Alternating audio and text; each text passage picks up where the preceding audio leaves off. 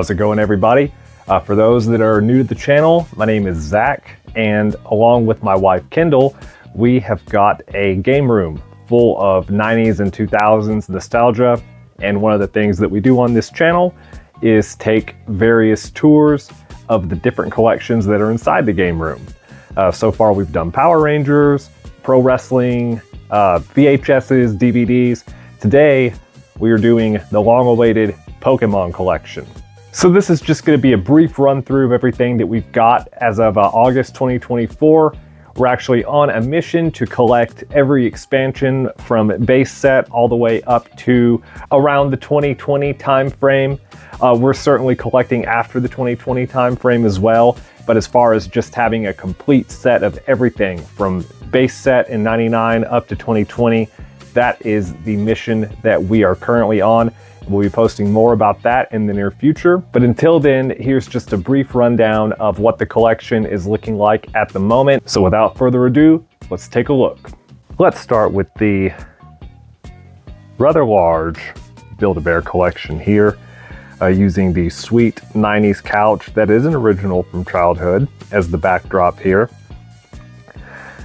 We have got every Build-A-Bear ever released, from the beginning to now, minus maybe one.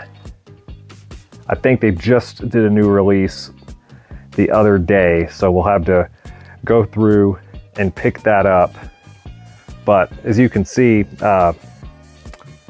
storing these bears is becoming more and more of a challenge as time goes by. This is a pretty big room, right? It's quite a bit of space here. But the Build-A-Bears are continuing to occupy more and more real estate as time goes on, and I really don't know what to do about it, because we're not going to stop buying them. We can't. We are completionists. It's a disease. We got to keep going. So we're going to have to get real creative with the solution in the not so distant future here. Anybody have any suggestions? Drop a comment, let me know. So moving right along to the other side of the room here, these are our collectibles, our cards, various memorabilia, a small collection of Funkos. We actually did have more Funkos up until recently here. We did decide to separate ourselves a bit from that because, like I said a minute ago, we are completionists, and to have a complete Funko Pop collection of anything that's a big franchise like Pokemon, that is a hefty endeavor, a very space-consuming endeavor, and not something that we want to take on all the way. So we just kind of kept some of our favorites, as you can see here, and we're happy with that. But what we are after completing, as I mentioned earlier, is every expansion fully complete from 99, when the base set was released, up to 2020. And you can see here, this yellow binder, I'm not going to open it up at the moment, but the yellow binder on the bottom here, it's got everything from base set up to Team Rocket. We don't have base set Shadowless complete. We do have base set Unlimited complete. This pretty torn up looking binder right here is actually my original binder from when I was, 10 years old, first collecting these as a little kid. So for sentimental purposes, it kind of just hangs out there for the moment, but that is why that looks the way it does. I just can't get rid of it, man. It's been with me for what, 25 years now. I'm sentimental like that. And then beyond that, you can see this binder is the Southern Islands collection. Complete, pretty small collection. That binder is pretty awesome that came with the collection. And then beyond that, we've got our binders individually labeled so we can know what expansion is what. Some of these are complete, quite a few of them are not. It's still a work in progress as we go. And yes, I'm aware that these 3-ring binders are not the best thing to be storing these cards in. We became aware of that a while back, that the top loading binders seem to do a better job of protecting them. which is why move the old 90s Trapper Keeper out of the way here. That's why we've got these binders queued up and ready to transfer these cards into those binders. We've got more on the way. Obviously, all these are not going to fit in there, but that is something that we're working on transitioning over time.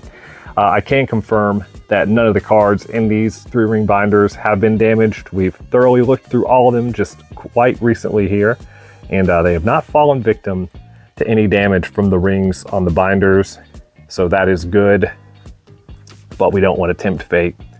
So we will be moving that shortly. And then moving on up here, we have a ton of the marbles that were released way back in the day. Just move that out of the way. We were kind of in the middle of moving a few things around here, so it's not completely organized, but I really wanted to make this video and get it out to you guys. So a little bit impromptu. You can see here all the different bags of marbles, and the marbles are inside still. Moving up here, base set 2-pack sealed. Another base set 2-pack. This is opened. This I actually found. We were moving houses, and up in the attic, I found like an old drawer to a computer desktop, and this was inside of it. So I was like, cool, this will make an awesome piece to display. Here are a few more pack arts right here. I actually got these from our local Great Escape, if you guys are familiar with that. So that was a pretty cool find for a pretty good deal, as you can see by the tags. Moving up here, we've got several of the theme decks. Most of these are empty. Water Blast is my original, so we've still got a full deck in there, barely ever even opened. Opened it once just to confirm that all the cards were still there, and then sealed it back up. These 9 packs right here, man, when we first got back into collecting Pokemon back in 2016, we bought these off of eBay. And I just recently went through my eBay transaction history, and I saw what we paid for these. Oh man. For all 9 of these packs, it was something like maybe $200 for everything. We got a good deal on those base set packs. These were like 30 bucks a piece, I believe. And then we just kind of won an auction that had very few bids for these base sets. Again, this was in 2016, 2017. It was not super crazy like it got in 2021, 2022, and like it still kind of is to some extent. The prices are definitely way higher still today than they were back in 2016, 2017. So, you know, we got these packs and we wanted that nostalgia rush. We didn't really think too much of it. We opened all of them. Didn't even really pull anything good out of any of these packs from what I remember. I know we didn't pull anything good from the base set packs because I was a little pissed off about that, you know.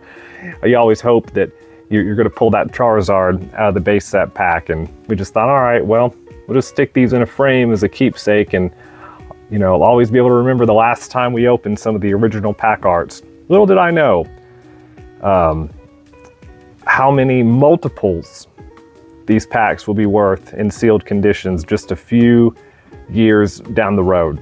But I guess it's okay, because I still wouldn't be selling them. I'd still be keeping them right here. So it's not like I'd be realizing any of those gains anyway. Oh well. Moving up here, got some newer stuff. Scarlet and Violet 151. Sword and Shield, these are both sealed. This awesome card box. This was released, I believe, around 99, 2000. We got this for 20 bucks at a flea market a couple years ago. And it turns out, from what I understand, this is actually a pretty rare box. It's worth a little more than 20 these days, I believe. Could be wrong about that. Someone feel free to fact check me. But I believe it's a pretty rare box now. And then, you know, for date night, when I really want to do it right with Kindle, I come on up here and splash on some of the officially licensed Pokemon cologne, of course. Moving on to this side, the small but mighty Jigglypuff box. A voice actor for Misty and Jigglypuff and Jessie from Team Rocket just passed away a couple days before the time of this video being filmed. I believe her name was Rachel Willis. Rest in peace. You are an iconic voice of so many of our childhoods, and I hope you are at peace now and no longer in pain. So rest in peace. As you can see here, we have also some of the Happy Meal toys from a few years ago during the Sun and Moon era. But right here, my favorites, the Burger King gold-plated Pokeballs. We got the other three on this side over here.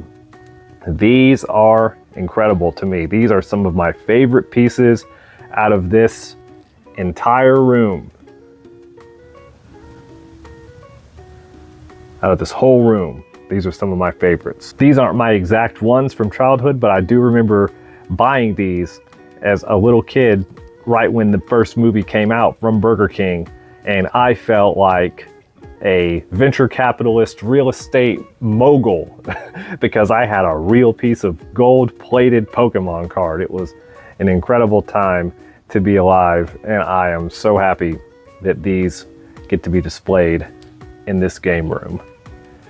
Moving down a little bit, got a Snorlax, got the 20th anniversary Pikachu that was available at Walmart for a period. All of these storage boxes here, you can see we've got them labeled. These are all extras, duplicates, things that we are in the process of sorting. Once we get everything sorted and we know exactly what we've got of everything, we're gonna be listing some bundles for sale on our eBay. I'll drop a link in the description to that store if you guys wanna check it out. We're constantly on the hunt for items to add to the store, so feel free to check it out. There's always being something added. And here are the other Pokeballs from that set. Some more of these small figurines, a little Gengar that we bought at the same time as that Pikachu. It's available at Walmart back about 5-6 years ago. Some more Pokeballs, some more plushies here. The Trick or Treat Pokemon cards that were available a couple Halloweens ago. And oh yeah, this is worth talking about. So let me just move this out of the way. We're doing this live and on the fly here. So this box right here, it says Zachary, but I am not the Zachary that this originally belongs to. We met up with a gentleman who was selling his entire Pokemon collection out of the trunk of his car because his wife wanted him to. His wife did not like the fact that he was holding on to childish toys anymore. So my wife and I took them off of his hands, and his loss is our gain. There's a lot of cool stuff. Like a lot of this stuff is stuff that was originally in the box, but we also use it as like kind of like a mini storage area.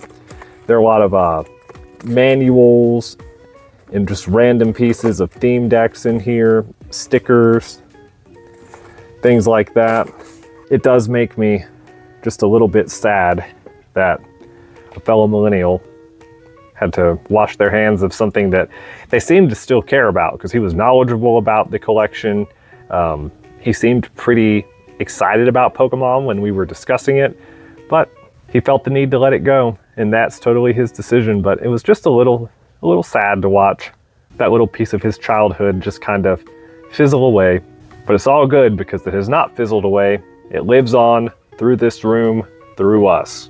That's it for now, guys. If you liked the video, please like the video, subscribe, continue to hang out with us on this channel as we post more of these tours, more Let's Plays, yard sailing, and searching for items to add to our eBay store. We got a lot of fun content coming up in the near future here. So as always, I thank you for taking a few minutes out of your day to hang out. Hope everyone has a great rest of the day, and until next time.